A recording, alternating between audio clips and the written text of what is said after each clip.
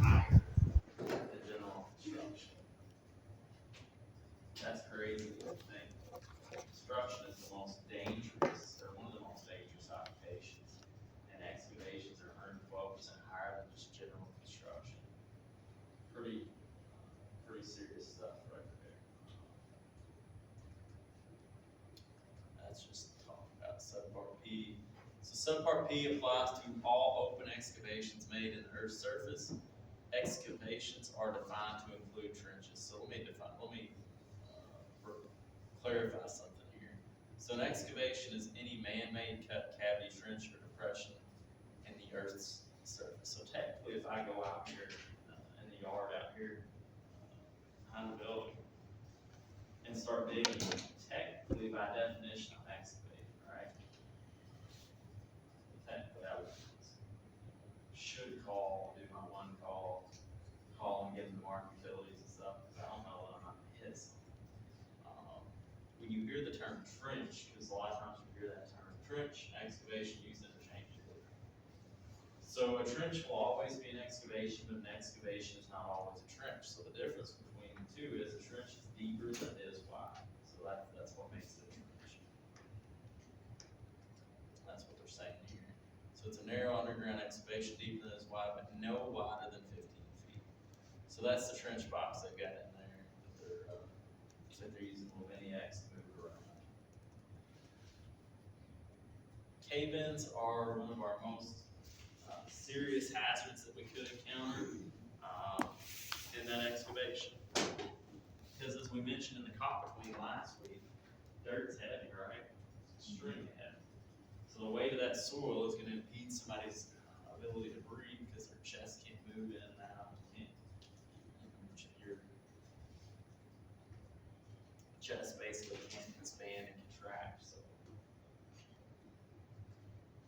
this is just showing different ways in which these excavations could cave in.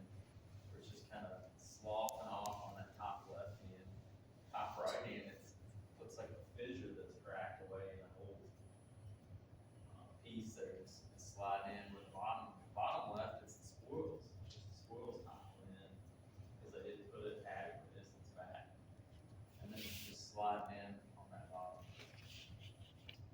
So just like any other area of construction, if we're doing excavation work, we would need to have a competent person in place. So this is a person who has training and knowledge about soil analysis, about the protective systems, about requirements of the standard, has the ability to have it. So that's kind of one of the keys, I think. There is authority to take those measures to eliminate. They got to be able to make split-second decisions. And that's what makes them competent. So really, when you hear that, it makes you realize that in order for somebody to be deemed a competent person, it's pretty important that they're knowledgeable in the type of work they do. Not just a warm body on a roll, because that's the only way people control.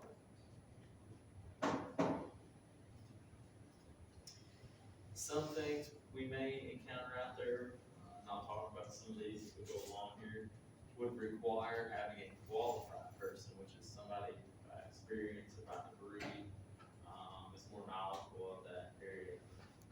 And some of these, like this, they're using the registered professional engineer. This is an example. So, tabulated data. These are charts that basically break down use and design and the way in which that protective system should be implemented on the job. So if I call up, say, United Rentals or something, and say, hey, bring me a trench box. I've got 20-foot deep hole out here. They're going to bring me a trench box out. Along with that, with the paperwork, it's going to be tabulated data for that particular trench box. And I'm not trying to be partial to United Rentals. I'm just using it as an example.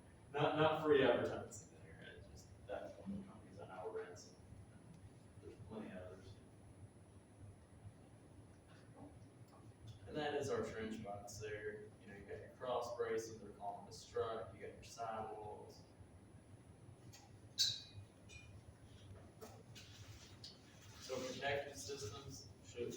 could include but are not limited to support How about you? systems, sloping and benching systems, shield systems like retrench box. So OSHA does require, just like any other area of construction, that these people are properly trained. Part of that could be as part of orientation. So just looking at this picture here, is there anything that just jumps out at you as inherently dangerous about us? Things not. There's no trench box. Or is that metal? There is no trench box there. So you've got, Is he working on plumbing? yeah, he's laying a pipe down there. They're pouring gravel in from this side. Pretty evident that they've got a piece of equipment over here because there's no way you can get the scoop spun around like that from the angle of that other track over this. So they got two pieces of equipment there for sure. But if you look, you know, you got your dirt there on the side that's basically on top of the hole, right? Yeah. He does have a hard on. Might be one of the few things that he's got going for him. But you know what? In this case, that's just going to be something to identify him after they retrieve his body. Because there's nothing protecting him. He's down there. You know, there's no protective system in place. That spool is right on top of it. Honestly, the guy there that's standing next to the scoop, he's in a precarious position there too. Right on the He edge. could He slide- could fall any He could minute. slide right in there, or if they jerk with that scoop, they could knock him in there. Just doing their job. Well, that's what they might tell you. I'm just doing my job. I've done it this way for 30 years. Nothing's ever happened. Well, that piece of Terrible equipment could story. fall. But, when I was way younger than you guys, like still in high school, maybe grade school, my dad ran a septic tank, business where we put in septic tanks. And, the safety feature was I carried a pipe with me so he would know where I was buried at. Pipe sticking up. Yeah, I carried a 10-foot pipe, or if I was down a hole that was deeper than 10, it'd be longer than a 10-foot pipe. I would carry it with me as I walked down the holes and knew where I was at. Well, His dad was pretty creative. better than nothing. Now, there's no way I would do that ever again. I would not put my kids in that situation. But 20, 30 years ago, I guess probably 35 years ago, hey, jump down the hole, connect that pipe, do that pipe together. I'm right there with you, Bart. My dad asked me to do some pretty stupid stuff. And then finally, by the time I got to a certain age, I started rejecting it and saying, no, I'm not gonna do it that way. You're gonna get what I I need. didn't even understand the name. Yeah, You you know, know, I mean, I was down the hole. He's True like, with that. carry that pipe with you, that way the dirt falls on you, you'll know where you're at. I'm like, okay. And you carry the pipe with you. Well, that's like probably around the 70s or whatever when OSHA was starting, right? That kind of awareness. We're not, a little later than that. I was I'm gonna not say, saying. what are you trying to say there, Bart? Well, I don't know. Well, hold on. I mean, around that time, I'm saying, where that kind of awareness. Probably in the 80s, definitely 80s. He was a kid. Yeah, and I was doing the same thing, you know, when I was younger, and then it was probably my teenage years when I started becoming more aware of some of the hazards and saying, no, you're either gonna get what we need to actually do this right, or we're not gonna do it. And that's what you end up having to do. And you also, I know that I'm talking, but, you also have to look at the owner and say, I don't care about my job. Yeah. It really comes down to it, me dying or this doing $25 an hour job, I'm gonna pick me not dying. I'll see you later. I'll go down the road. If this is what it takes to do this job, you gotta walk. And, and whenever you say that, then 90% of the time they stop and they reevaluate and they go, you're right, that's stupid. I should have put you in that position. Yeah.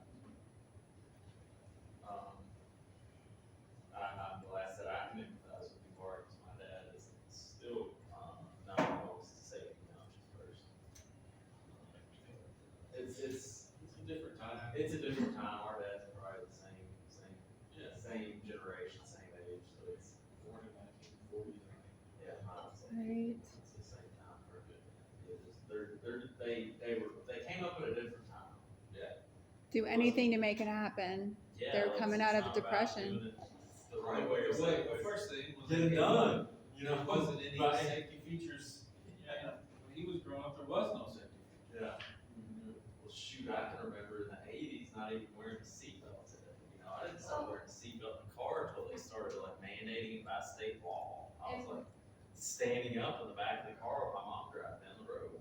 I slept in the hatchback. Yeah, exactly. I laid in the back window when I was like 4 or 5 years old. All the way to Florida back. I watched a news reporting from like back in the day when they were talking about not being able to drink and drive anymore. And these parents had like their kids in the passenger side, like, I just don't understand why we can't. I mean, I Have a want to get beer home on from my way work, home I from want work. a I beer rode and 14 drink. hours, I need to have a beer on my way All home. those road zones. So funny. Why aren't we smoking in airplanes anymore? That's FAA rules, Ventilation. you know, regulations. Yeah, things are different, totally. That's why I So like the it's South. just a different mindset. Because that's why. Cause you go to Mississippi, they still smoking they bars and shit. Yeah, there's still some places that let you. There's still some places around here though. And you know, this is probably in all reality, this picture that was taken here, probably a smaller contractor, just trying to get the job done, honestly. And this may be how they typically do it. They may not use church finances, which is terrifying to think about because you're basically taking a gamble every time you have somebody in that hole, you know? Some of that is ignorance, and some of it's just complacency, you know? I seen a lot where like they was doing some type of plumbing. They didn't really use a trench box. Shit, I just seen, I hate to say their name, but A&W Plumbing about a few months ago. They was doing a job at Murfreesboro, and I rolled by and I was looking at them. I see a bunch of stuff in Murfreesboro. I'm gonna just say that. Makes me wonder who the you know the guy with the code enforcer, you know. That's you now. No, It's You can start finding them. Just pretend. Just get your badge going. no, that's impersonating an OSHA officer. you going to jail. You go to jail for that kind of thing. Do what it takes. Just take a road soda with you. You can make it happen. You can go to Jackson County by yourself. What's that? Sorry. What'd you say? I was telling her she can go to Jackson County by herself. Yeah, no. So this is the Sorry. ANSI standards in regards to excavation. So I mentioned ANSI last week when we were talking about EPD, which is the American National Standards Institute, which a lot of these OSHA standards or OSHA regulations will reference the ANSI standards in there. What I've always found interesting about this is you can look up any of the OSHA regulations online, free of charge, you go on the OSHA website. You want an ANSI standard, you gotta pay for it. Unless you just find it where somebody's posted online, and usually when that's the case, it's like the old version of it. But you gotta buy those, which has never made sense to me. I'm like, if it's something we should be following, we would make it easily accessible. Not my call. I think that they was posted online, it'd be free. Yeah. I mean, Because they do reference the ANSI standards in a lot of those regulations, and it's like, well, how am I supposed to know this? Well, I guess they expect us to pay for it. do you buy one every year? I don't know many ANSI standards, but I'm familiar with a lot of them, but I don't own them to like cipher rating. Life ain't fair. I heard that on the radio this morning. They were teaching me about that. About what? How life isn't fair. Wow. They charge us for it.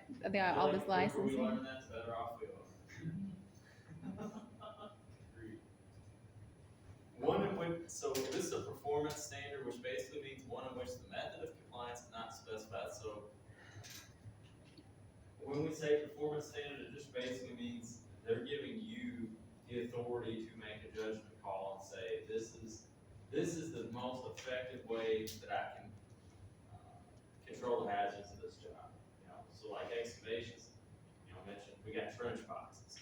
We could bench it, which is basically stair stepping it back. You know, there's different methods depending on different situations. It could be based on the roof we have. It could be based on the type of soil we're operating in.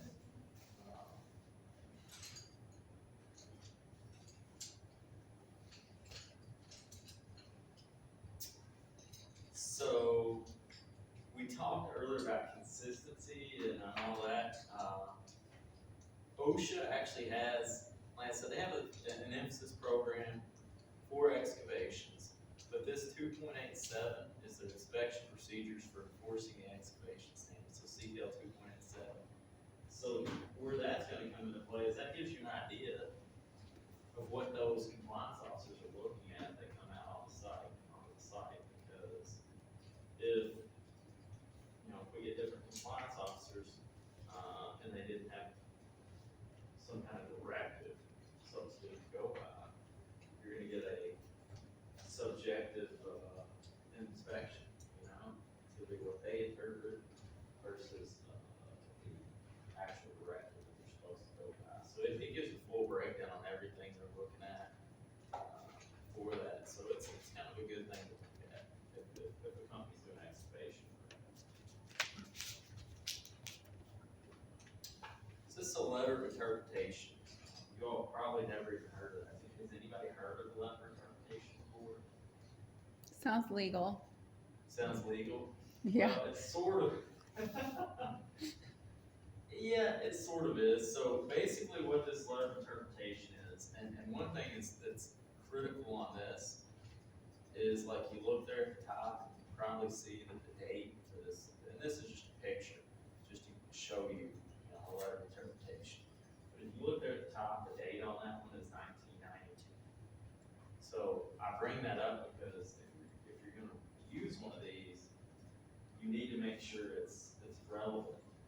So obviously, if we're using one from 1992, there's a good chance it might not be relevant because procedures and technique and all that on things might have changed some. But what these are is, so sometimes people will have questions on a particular situation that they're gonna face on the job where they're a little unsure of how the OSHA regulation would apply what they're doing. So they'll, believe it or not, people would actually do this. They'll write a letter to OSHA, to the OSHA Directorate of Construction.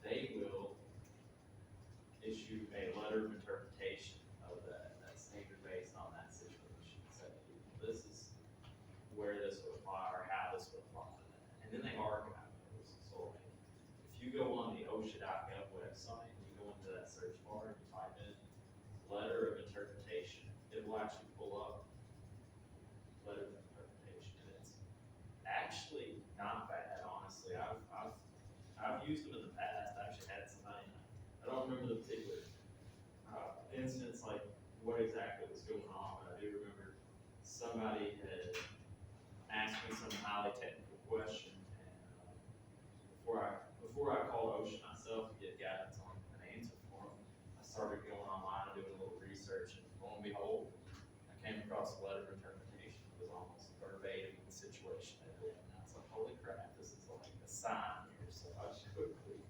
sent them that letter of interpretation and said, here is the answer to your question from OSHA. And it worked out. So it can be beneficial in trying to figure out what you need to do in some situations.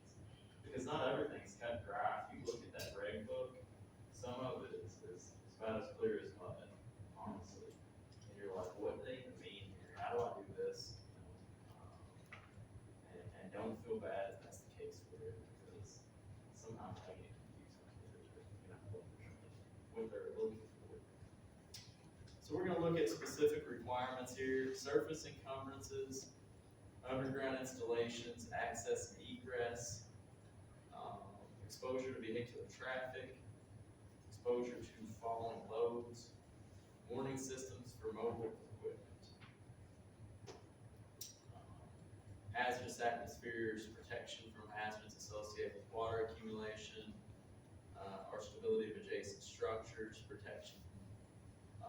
protection of our employees from loose or proper soil, then inspections and fall protection. So surface encumbrances.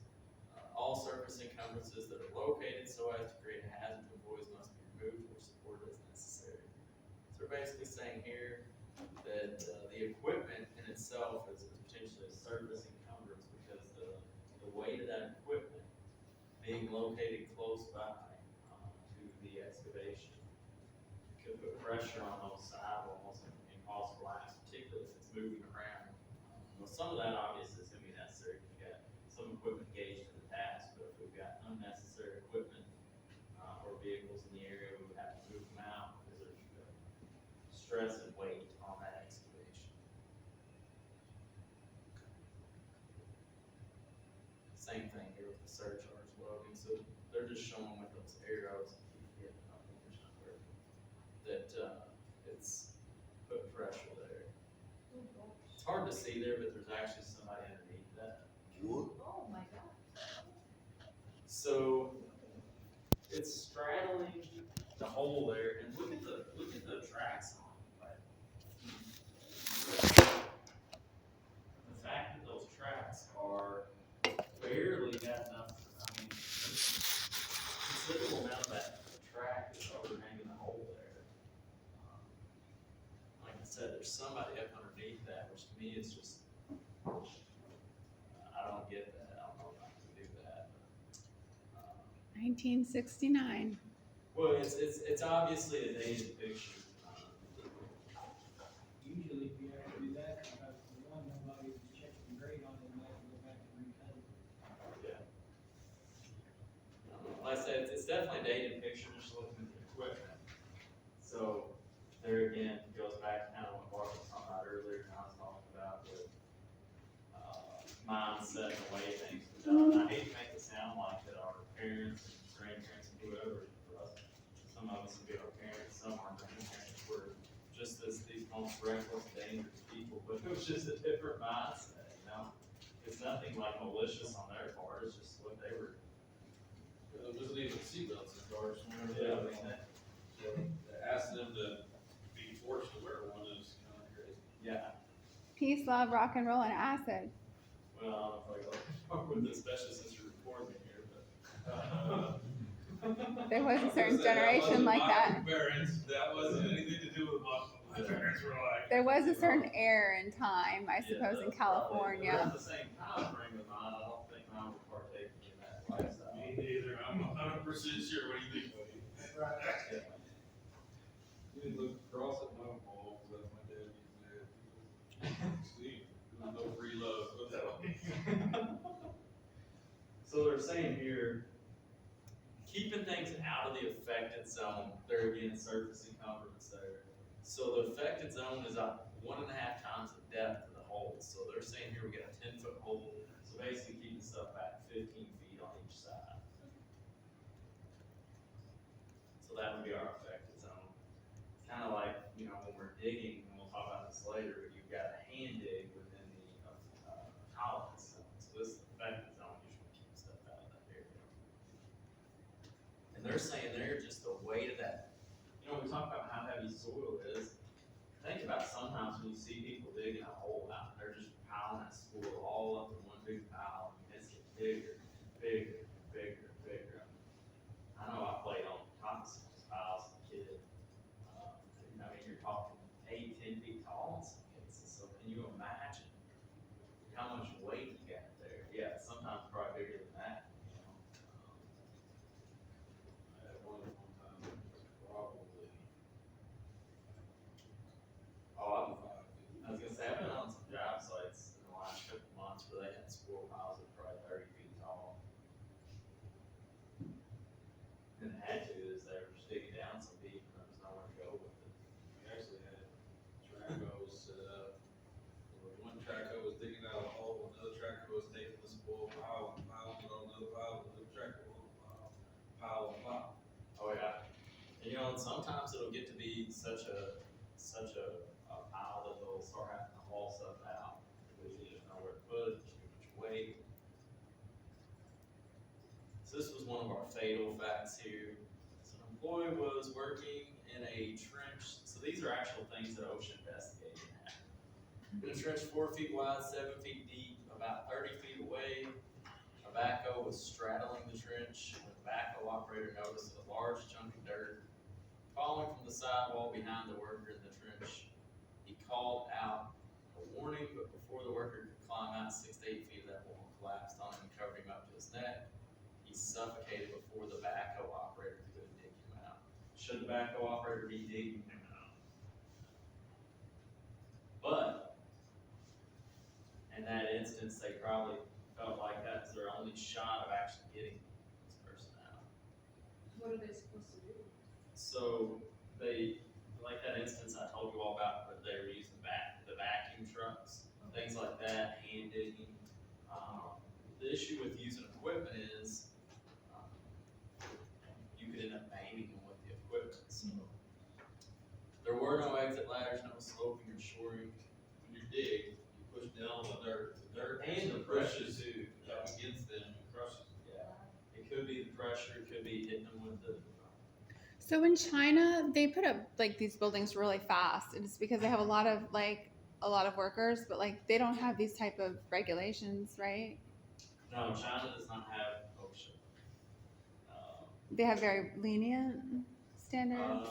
I've never worked in China, but I would assume such based on. Lenient?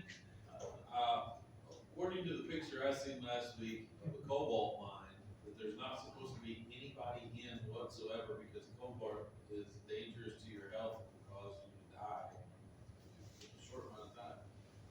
There was not supposed to be any people in the mine whatsoever. It's all supposed to be mechanical tools, remote activated, remote operated. There was 12,000 people in the mine hand digging. Holy cow. I would think that they have no restrictions whatsoever. Kids, yeah, They- that's when they a need you. 19-year-old girl with a baby, mine people. When they need more workers, they arrest more people. Right. Your iPhones all have cobalt in it, so you're. Yeah. Yeah, Those there's, that work now, thank God. yeah, there's, They must all be on acid. no, I think they're just, I mean, you're talking about working for minimal wages and, I mean, it's I'm not gonna get political, I'll just stop there. Okay, I'll just sorry. stop. Sorry. Yeah, yeah, it's, yeah, very, very, very, safety first, so, I'll just shut. Turn that camera off, we can tell you. Yeah. So this is what we call a sheep's foot roller. They use this for compaction, so we just put this in here because basically, yes, this would be a tremendous surface encumbrance. It's gonna put a lot of pressure on there. It's definitely gonna create a potential for a collapse to occur. Underground installations, like I said, we got these locates. When the excavation is open here, underground installations must be protected, supported, or removed as necessary to safeguard employees. When excavation operations approach that estimated location, we gotta do the locates, and also, it should be marked off prior to them coming out there with white paint in normal conditions, or if it's like snow on the ground or something, all white, like pink or some other color. But yellow is our gas, red's electric, orange is typically like your cable or telephone line. Green is sewer, so these are just your utility markings. If you have, call 811, have it come out here to locate. I'm sure you've probably seen that before when your neighbor or somebody, you know, is having something done, and they got it all flagged in their yard. But that's supposed to be done anyhow when we're going to dig, because you don't wanna hit a line. It's just gonna be a bad deal for, could be a safety issue, but also could be a service issue. You know, even shot the cable line too or something, see how quickly you can get that.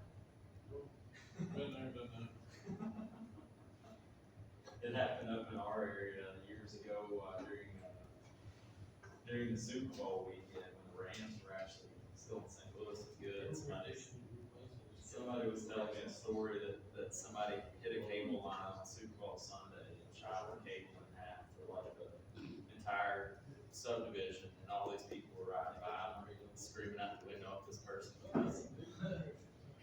But I guess the cable provider got so inundated with calls that they got out there pretty quickly to repair it, because people were going off about it. So if you get between somebody and what they wanna watch on TV, they'll get. Wow. Nowadays, you take out somebody's internet, and that's when you're gonna have a problem. It's not the cable, it's more so the internet. Take out somebody's internet, they're gonna be real upset. I've taken out everything. I don't think there's anything I haven't hit. Except for rock bottom. Five rocks, I think five rocks. You do that twice in a day. It's not that. Oh. Yeah, there's nothing I haven't hit. I can't think of anything I haven't hit. But this is also prior to 411 or 811. Yeah. And Well, I had a landlord that did that, like, he was trying to fix some issues himself. He was too cheap to like actually hire somebody to do it, his buddy owned the equipment rental, so he just had to drop off the skid steer out there and was doing all the stuff himself. He chopped the cable line in half and took out the cable for like the entire, a bunch of like units of housing, like apartments, so. They say to return it, it's pretty ridiculous. Yeah, I mean, I'm sure it wasn't cheap. I, working at the city of Karnak, it's probably the one that was the funniest. It was right when Julie came in. Julie used to be what they called. Yeah, no, they still call it that. They still call it Yeah. that. So that's not what that video is. They just came in, but it still wasn't the law. It was recommended, but it wasn't the law at all. And I'm going back home, I'm digging a new road coming into this little subdivision. And, I got the city manager, I got all the city workers, city water guy, they're all sitting right there, and I go, hey, do we need to call anybody? And they go, no, I worked here for 30 years, there ain't nothing in there. I worked here for 25 years, there's nothing in there. And I said, so there's nothing in this spot. Nope. And I reached out with the backhoe, and my teeth went in the dirt about 4 or 5 inches, and I hit a piece of concrete. I'm like, there's at least a piece of concrete here. Oh, it's a rock or something, you're good. I scraped across the top of that concrete, I took out phone, cable, internet, everything in the whole town. There was an old road that had been there, and everybody had went up to the edge of that piece of concrete, and then went over the top of it and just put it on top. So when I scratched across the top, I took out everything. I mean, literally within minutes, people were coming out of their houses going, What's going on here? and I looked at all of them and I go, it's all on you guys, because I had to go out here. I don't blame you. This is what I was talking about with the tolerance zone, so typically, depending on where you're at, Road soda. it's gonna be 18 to 24 inches, on either side of that parking, because you gotta take into consideration the diameter of the pipe, so you're supposed to hand dig within that tolerance zone, so that you don't hit the pipe. But a lot of times what happens is people think, well, it's not gonna be shallow, as long as I'm not going too deep, I'm not gonna hit it, but some of these things are not very, very far. Hey, I wanna let you know, this is completely off topic. Tomorrow morning at 10 a.m., there's a severe weather drill here on campus. And we're supposed to evacuate the nearest storm shelter, which I believe is this room. Wow. For how long is that drill? So will other people be coming into this church, you think?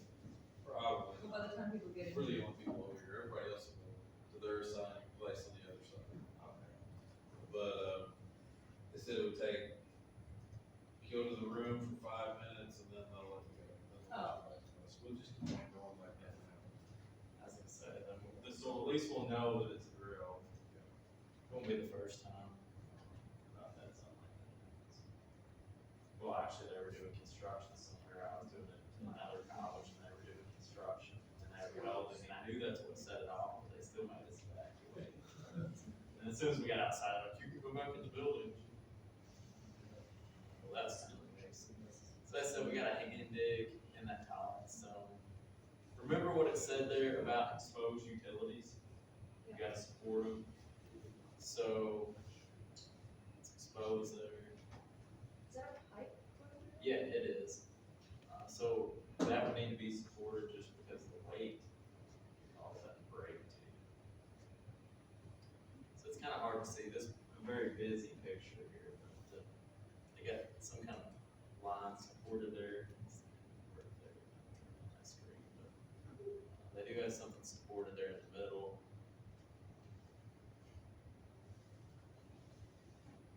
Access and egress is a big one. So a competent person must design all structural ramps.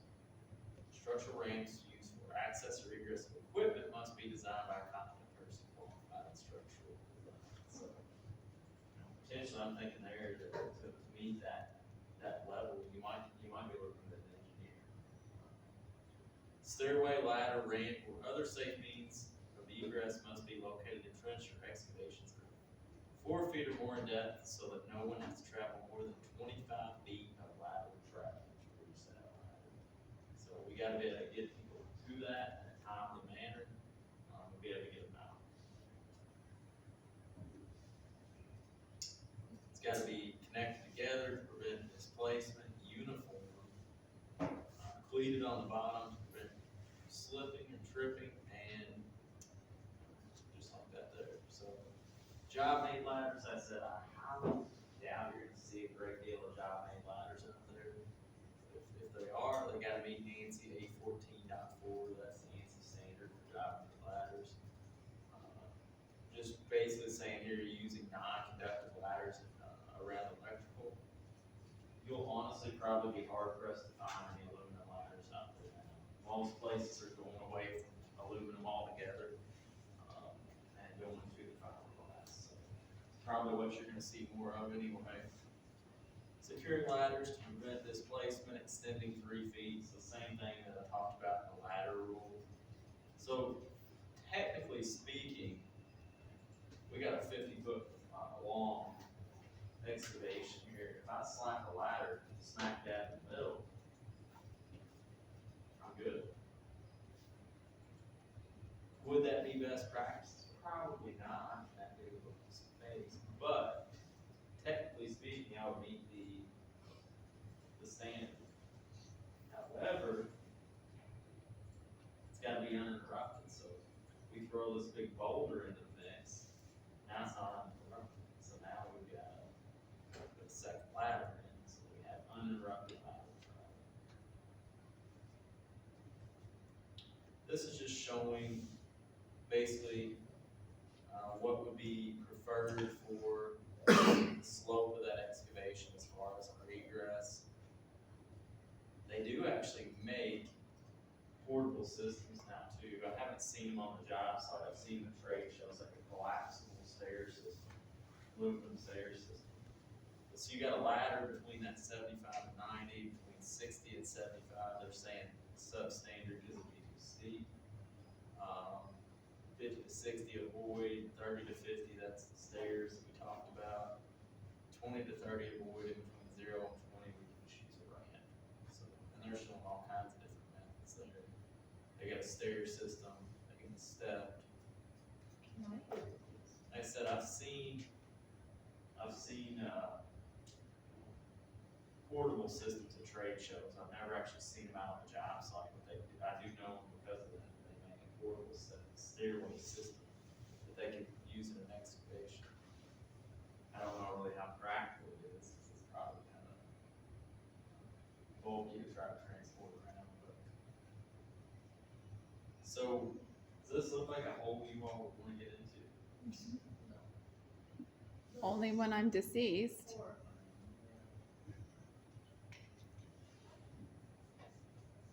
Yeah, not if you value your life, right?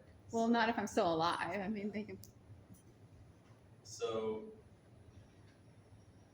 basically, it looks like the ladder's just laying there. Honestly, it doesn't even look like it's serving the purpose of it. Say, hey, we got a ladder here. He does have a hard hat on though, so I'll give him that much. Yeah. And FYI, most of these pictures were taken in the Chicagoland area, so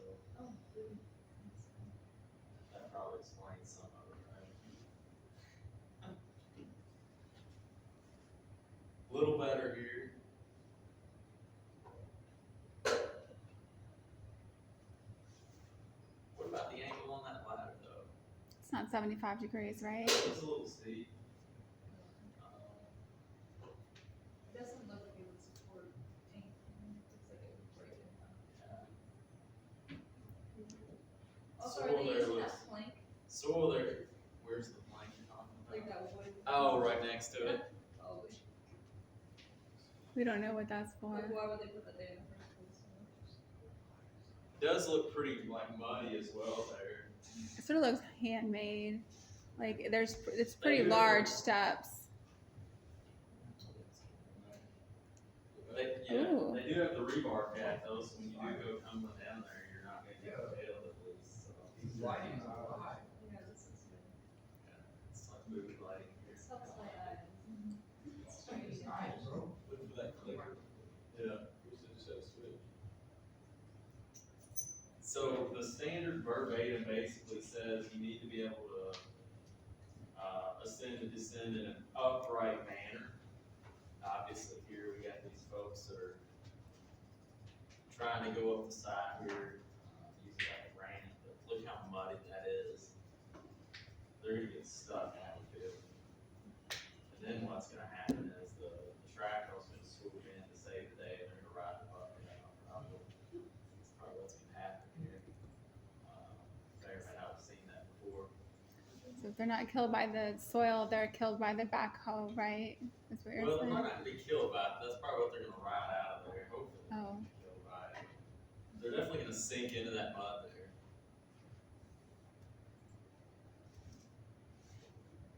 You get areas like that, it becomes like quicksand. I mean, you'll walk right out, I've done it a couple of times, walk right out of my boots, back when I was wearing my slip-ons, that's part of the reason I switched to lace up, so I wouldn't walk out of my boots anymore.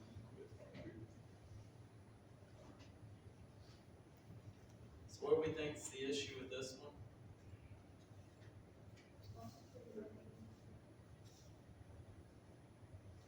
Is it the wrong type of ladder? Absolutely, you nailed it.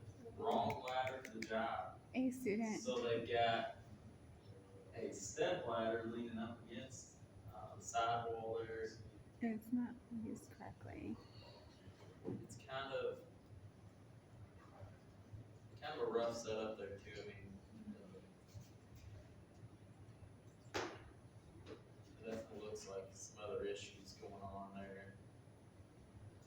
It looks like inspectors walking away. It's just like, That barrel right next to there's nobody the in there ladder? right now, not gonna worry about it. The barrel like right next to the ladder with the rolls. Oh yeah.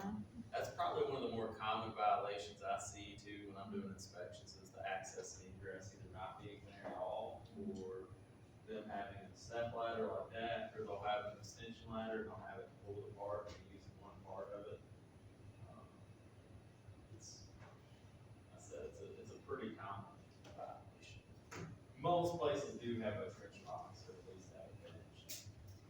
Most places aren't foolish enough to take it to that extreme if they're just sending somebody in. Probably because most people are gonna say, hey, no, I'm not gonna go in there without you doing something.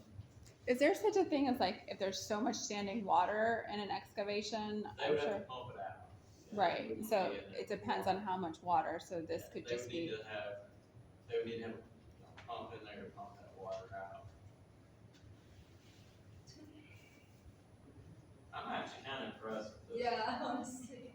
Because if you ever walked in rubber boots before like that, they're not the easiest thing to balance in. And he's standing backwards on that ladder. Yeah. So, Should you, okay, I don't know, are you supposed to like crawl? I mean, first of all, this ladder is clearly. the ladder's clearly at a terrible angle. Yeah. Yeah, so that's, part of it. They probably, honestly, I can tell you what's probably happening here. The ladder is probably too big for what they need it for, so they're just putting it at that angle, so it's not, Yeah. so you try to stabilize it a little bit, but it's, he's walking down it backwards. At least he's got all his PPE on.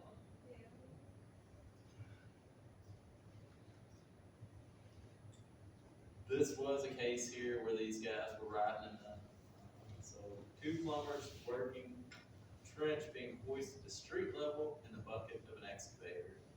For whatever reason, the excavator started to swing the bucket and it jerked. I think by Hazley, something like that could happen to an operator, just sudden jerk of that bucket. But they're not holding on or paying attention. And that's exactly what happened here. One employee falls approximately 14 feet back into that excavation, struck his head on the pipe. 14 feet doesn't sound like a lot, but when you're falling, that's a long ways. So I have to strap on bicycle.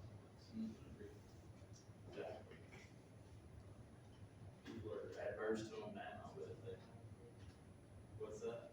I was just thinking where 14 foot was, what's that about? I'd say that's probably 10 foot. But, This is Probably 7 foot. 9 to the edge of the wall, probably like 13 to the deck. all the way up. Yeah. I'm gonna say, Yeah, and he fell head first on the pipe, or yeah. So I mean, that's a pretty hard, pretty far fall there. I mean, especially depending on what the pipe is made out of. It's not that really, I mean, even if you get dirt from 14 feet, hits his head, Dirt. you know, that's gonna be pretty bad.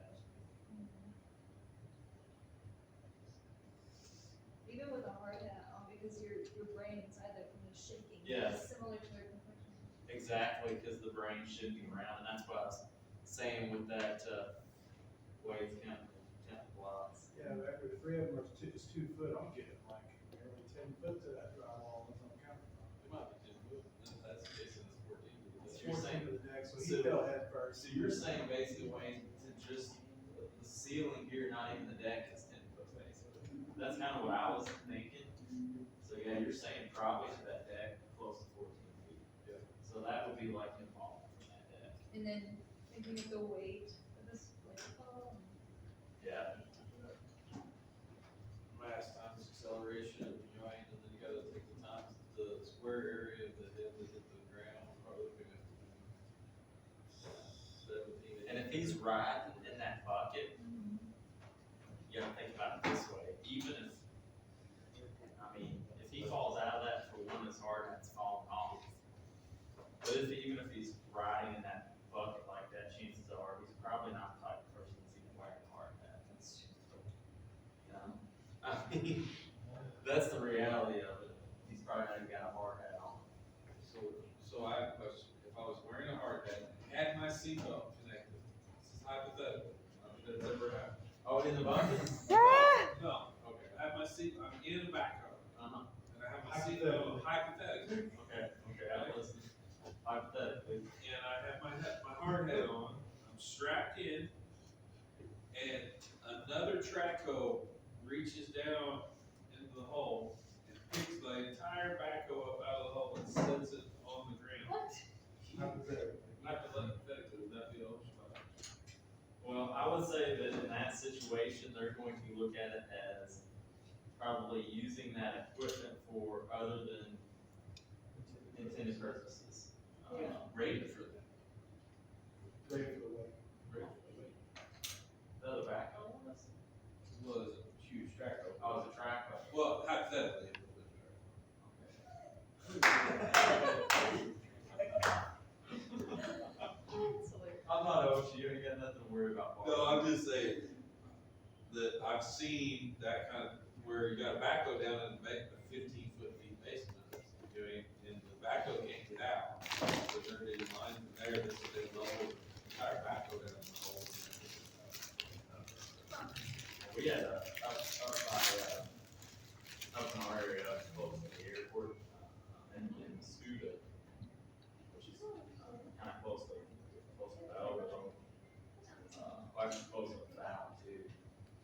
They're doing some work along 64 there, and I noticed like last week that they had just track holes, and we got a lot of rain, you know? And there's a creek there, and it's buried all the way to the cat in mud and water. I'm like, how did they get that out? I drove out the other day, and it was out, and I'm like, I don't know how they got it out, but they must have got it. It wasn't a huge track hole, but I mean, it was decent size. I guess they got a bigger one in there. Just, As long as you can bring stuff in and dig yourself out, you can put yourself out.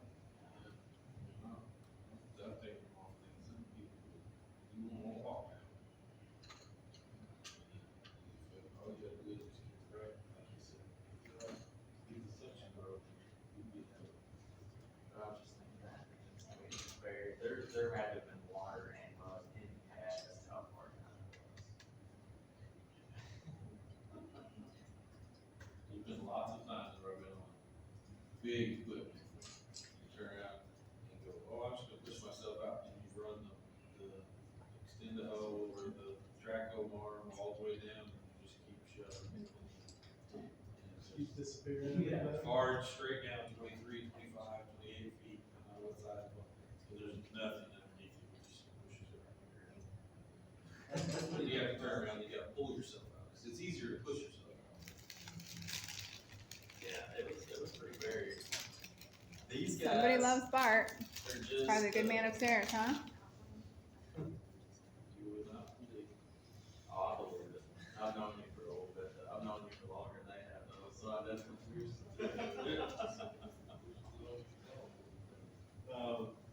This here was just basically a little overacting, but they're just exhibiting stop work authority. Hey, get out of the hole, he's out. Now, is that the legal ladder there with the arms? It's a job made ladder, so as long as that's 10 to 14 inches apart, no They seem to be happy with it. rooms are properly spaced. I don't think he can step through. No, he definitely can. But it's definitely extended 3 feet based on the fact that it's way on up there. So yeah, like I said, they're a little overemphasis there. Best day of their life. Yeah. Oh yeah.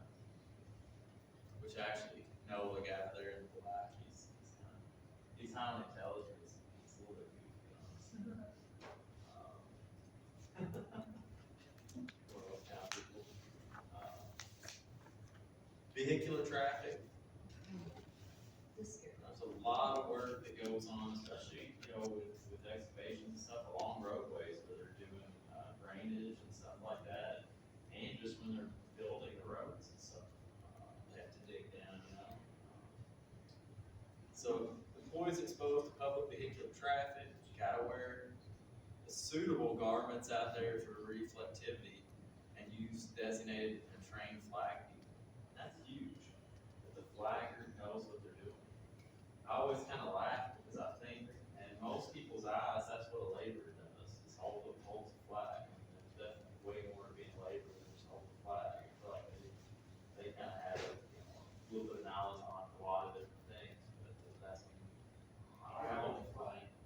What's that? Used to, the guy that held the flag was the older guy on the job site that everybody respected. And, that was the way to get him on the job site and let him continue to work. And now they've taken it away and given it to the laborers. And you're like, how did the 65-year-old man still need to work?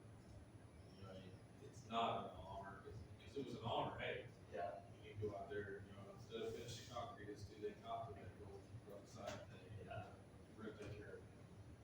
Now they turned it into something. But it's definitely an important job. It's very important. Because if they're not doing that properly, and we've all probably been there where you've seen people that are like, are they even communicating with the person on the other end? I was driving down 57, this is probably a couple of years back, and the flagger was like this. Holding the sign and had their cell phone behind them, sitting there, they weren't even paying attention to the traffic. They're endangering themselves, they're endangering everybody driving through here, they're endangering the people working. It's one thing, you wanna do something stupid when it affects just you, but when it affects everybody, that's another thing. So, they have a big job, they gotta make sure that, we're controlling the traffic and making sure people aren't getting into areas where they're not supposed to be. Which happens anyway, even if you're doing it right in some cases, because the drivers aren't paying attention.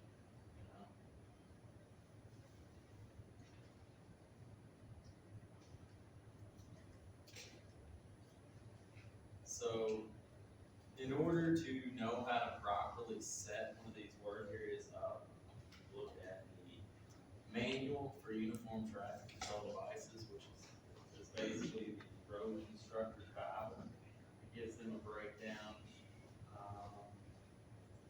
as to how far out that advanced warning zone has to be, how many barrels we need, how far apart they have to be. It breaks the whole thing down. Then your termination zone where you're tapering back down into normal speeds, which we should all be used to all this, because, I mean, if you drive on 57, you drive on this a lot. Yeah. Sometimes the workers are very brave too. I mean, they'll just like walk Yeah, wherever. sometimes I'm always like, if there's workers, I mean, I follow the rules either way, but if there's workers present, I'm always trying to anticipate that they might step out into the, Yeah. because they get complacent, and, that's their work area, so I mean, they get engaged in what they're doing, they're not even thinking about stepping foot out into the lane or something, just like. Sometimes they're dangerously close. to Yeah. traffic, and you're just like, my goodness. Bart's done this kind of work, right? You said you worked on the side of the road over there on 57 for a while. What'd you say? You mentioned you worked on some type of road system. I've spent years with, probably 2 years running a dump truck and semi on the side. So, Yeah, it's definitely dangerous for sure. So this is the different classes of high-vis apparel. So that's gonna be broken down based on speed of traffic. So if I'm out on the interstate, obviously I would be needing to wear a higher class than if I'm out here on, was it Greenbrier, the street that runs out? Is that what that street is? I don't know. I just turn on, I know it's like, where I turn off 13 at, I don't know the name of the street, but, if I'm out there, obviously the flow of traffic's not gonna be as fast, and even as if I'm out here on 13, the speed limit's more. So. And visibility wise, so anytime we're working at night, it's automatically gonna be class 3, because it's harder to see. I feel like those folks working on night definitely have to be brave, because even with high vis on, it's hard to see. So these are just some of our different traffic control devices out there. Barrels, cones, all these things have to be highly conspicuous, lightweight, and crash worthy. They should not cause damage to vehicles that might hit them all. Sometimes I feel like that'd be a good thing, because maybe it would deter people from not paying attention, You see some of those barrels out there, and they look like they've been run over about 10 times. This one here, they're basically trying to represent the fact here that it's splashed with road tar, so it's diminishing its reflectivity.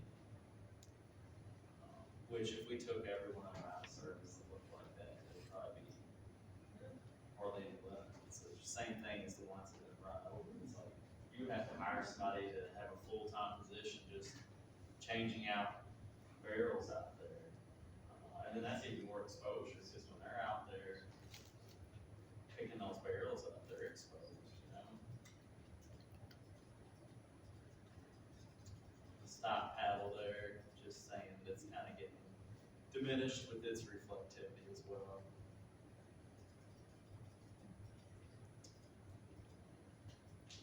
This one's just kind of getting rusted out a little bit. That one looks like it's been dipped in concrete a little bit. That's my favorite right there. So they're saying basically it's not a appropriate way to convey the message in direct traffic. I would not see that. I'm just proud of it that they spelled everything right. It's clearly legible. Like they dotted the capital. Yes. You probably They wouldn't thought be able about to- it. You probably wouldn't be able to read it from a distance. No way. I mean, at least keep the marker on like the white or the silver, right? Yeah. That's what they force you to try to look for. Yeah. They would definitely have a problem with that. So here, pretty easy to pick out the fact they put the sandbag on the top instead of the bottom. That's just pure laziness there, they put it down. Like, I'll just slap it So, what do you think's wrong with this picture? We got a appropriate sign here, it's not modified in any way. Should it be on the, yeah. Yeah. So it's on the sidewalk, right? So they're saying we are basically forcing pedestrian traffic into the roadway without any sort of traffic control or protection for them, which we all know that say you gotta protect people from themselves. Nowadays, I'd be afraid that that person would step out into traffic on purpose and just try to get hit so they can sue me for forcing them into the roadways. Sounds like my ex-boyfriend. What's that? Sounds like my ex-boyfriend. He wanted to sue my landlord because there was some type of divot in the concrete for his back issues. I just feel like people are looking for a reason. But that's what they're getting at there, is you're not protecting people coming through there. Exposure to falling loads, so no employee is permitted to work underneath loads by lifting or digging equipment. So it kind of goes without saying, you don't want to be under an overhead load. Employees are required to stand away from any vehicle being loaded or unloaded to avoid being struck by the spillage of falling materials or getting struck by the arm itself as it's swinging out. Operators may remain in cabs of vehicles being loaded or unloaded when the vehicles are equipped with canopy adequate to protect them. Kind of like this here. So he's in the cab of the dump truck, protected, there's no road exposure. This is just trying to illustrate, we gotta make sure that we're using the lifting devices properly. What's that? I like to say he's got a little slack on. Yeah.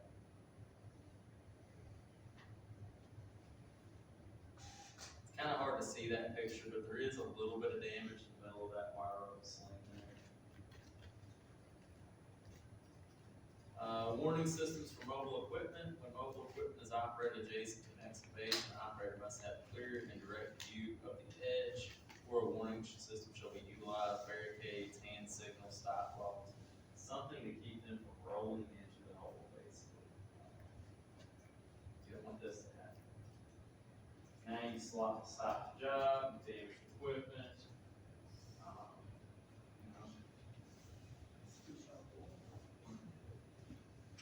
It kind of looks like an old piece of equipment anyway. anyway. I could have done once, and I get that out of there, but it's a problem. My dad, I was saying, my dad, the tobacco, it did hit the basement wall, but it turned over, it was on a slope, walkout basement, he was around filling, flipped back on sideways,